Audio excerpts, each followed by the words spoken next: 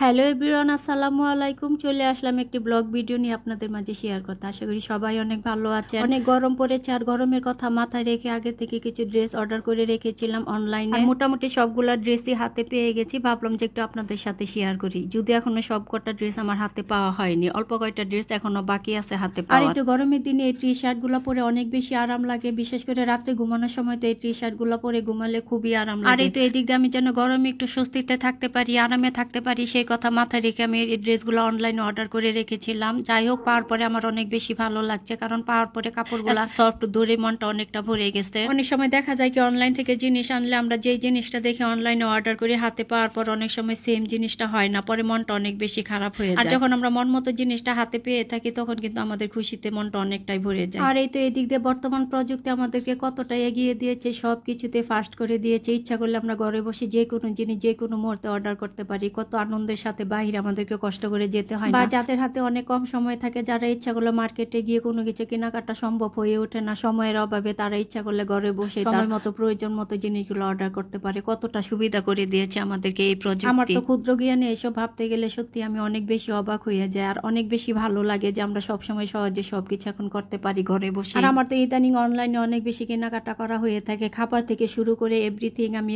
Online থেকে কেনাকাটা করার চেষ্টা করি। দেখা যায় যে সংসার করে ব্যস্ততার কারণে অনেক সময় আলাদা সময় বের করে বাইরে যাওয়া হয়ে উঠতেছে না, তখন আমি খুব সহজে বাসা বসে থেকে আমি সবগুলা জিনিস আমার মনের মতো করে কেনাকাটা করে আনতে পারি। দেখা যায় কি অনলাইন থেকে জিনিস কেনাকাটা করলে আমার সময়টাও বেঁচে যায়, আর আলাদা একটা বাড়তি সময় বের করে মার্কেটে যাওয়া লাগে না কষ্ট করে। গেঞ্জি ড্রেসগুলোর মধ্যে 4টা ছিল টি শার্ট আর 2টা ছিল প্লাজো। 4টা টি শার্টের মধ্যে 2টা টি শার্টের সাইড ফাড়া ছিল, ঠিক জামার মধ্যে যেরকম ফাড়া থাকে সেরকম ফাড়া, সাইড কাটা যেটা বলে আর কি। আর এই সাইড কাটা দেখে আমার বেশি ভালো লেগেছিল, তাই আমি ব্ল্যাক কালার আর অলিভ কালার গেঞ্জিটা আমি সাইড কাটা দেখে অর্ডার করেছিলাম। আলহামদুলিল্লাহ, পাওয়ার পর মনটা আমার সত্যি অনেক ভরে গেছে, আমার অনেক মন মতো হয়েছে জিনিসগুলো। আর এই যে এখন কালো ড্রেসটা দেখতে পাচ্ছেন, এটা একটা আমি ইচ্ছা করলে আমার যে কোনো ড্রেসের উপরে পরে আমি যে কোনো মুহূর্তে হুটহাট বাইরে বের হয়ে যেতে পারবো, আবার ইচ্ছা করলে বুরকার উপরে পড়তে পারবো। খুবই ভালো লাগে আমার এই ড্রেস। অনেক সময় দেখা যায় কি অনলাইনে আপনি মনের মতো ড্রেস খুঁজে পাবেন না, আবার অনেক সময় দেখা যায় কি নিজের অজান্তে আপনার চোখের সামনে চলে আসছে মনের মতো ড্রেসগুলো বা মনের মতো পেজগুলো। আর যখন আমার সামনে এইভাবে পেজগুলো চলে আসে বা ড্রেসগুলো চলে আসে, তখন সাথে সাথে আমি সেই পেজে অর্ডার করে ফেলি, আর আমার জিনিসগুলো তখন আমি মন মতো এইভাবে পেয়ে যাই। আর এদিক দিয়ে তো প্রথম আমি যখন কোনো জিনিস অনলাইনে অর্ডার করতাম তখন তো না বুঝে অর্ডার করে ফেলতাম, পরে তো হাতে পাওয়ার পর আমার 12টা বেজে যেত, অনেক সময় আমার পছন্দ হতো না, তারপরে সেই ড্রেসগুলো আবার রিটার্ন করতে হতো, অযথায় সার্ভিসম্যানকে সার্ভিস চার্জটা দিতে হতো। কিছু মিলিয়ে অযথা একটা হয়রানির মধ্যে আমি পড়ে যেতাম। তাই ড্রেস এখন অর্ডার করার বিষয়ে আমি খুবই সতর্কতার সাথে ভালো পেজ দেখে অর্ডার করার চেষ্টা করি বা অর্ডার করে থাকি। যাই হোক, এখন আপনারা যে ড্রেসটা দেখতে পাচ্ছেন এটা একটা পার্টি ড্রেসই বলা যায়, আর যে কোনো অনুষ্ঠানে এটা সহজে পরা যাবে। আর এই ধরনের হালকা কালারগুলো আমার অনেক বেশি ভালো লাগে, তাই আমি ড্রেস বেশিরভাগ সময় যখনই অর্ডার করি না হালকা হালকা কালারের ড্রেসগুলো আমি অর্ডার করার চেষ্টা করি, কারণ এইগুলো আমার মন মতো হয়, আর এইগুলা